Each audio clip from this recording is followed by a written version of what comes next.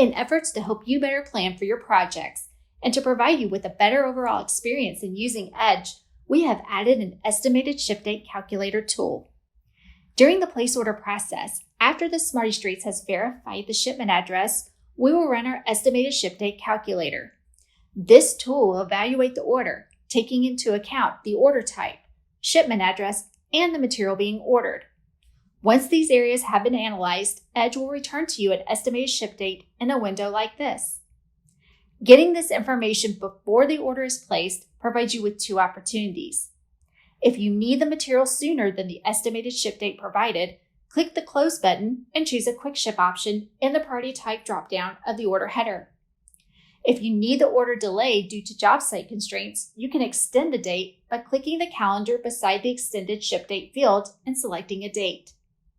With the final click of the Send Now button, your order will be placed into the factory.